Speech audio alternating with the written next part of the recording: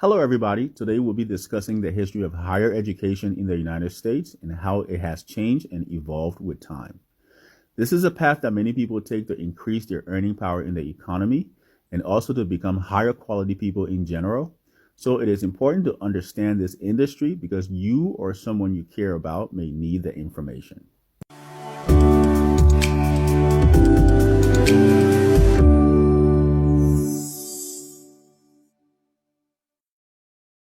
So most American institutions of higher learning, especially the most prominent ones, were founded and initially funded by state or philanthropy, and the main non-governmental benefactors for these institutions most of the time were wealthy business owners and religious institutions.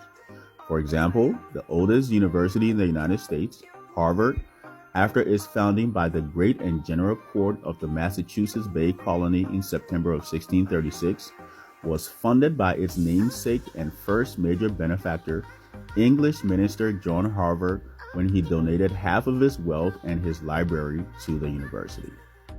Railroad investor and former governor of California, Leland Stanford, founded and funded Stanford University in 1885 and donated the land that will become the university's campus. Andrew Carnegie and Andrew Mellon did the same for Carnegie Mellon University in 1900, and the Congregation of the Holy Cross did the same for the University of Notre Dame in November of 1842. As a result of having these major benefactors and also because of the general economic times of that period, tuition was much cheaper in the early days of American higher education. However, there were still major costs like room and board and travel that proved to be insurmountable for most American families. Because of that, colleges and universities were the purview of mostly students from upper middle class and wealthy families who could afford to pay those expenses.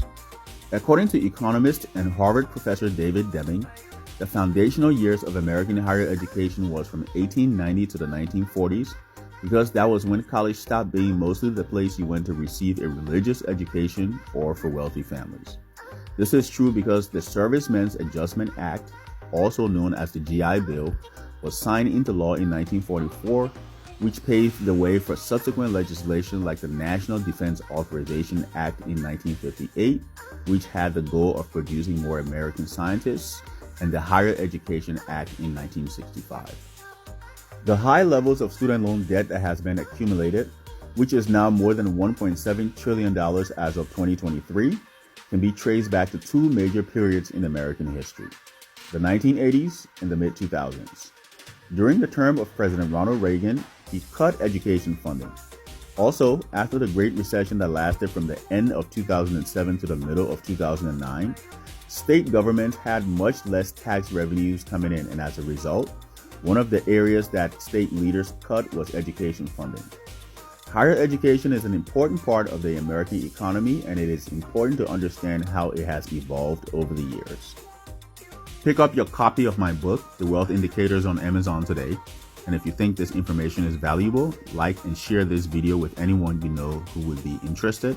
Leave a comment or question if you have one, and follow the channel for more ways to improve your financial life. May the best of your today be the worst of your tomorrow.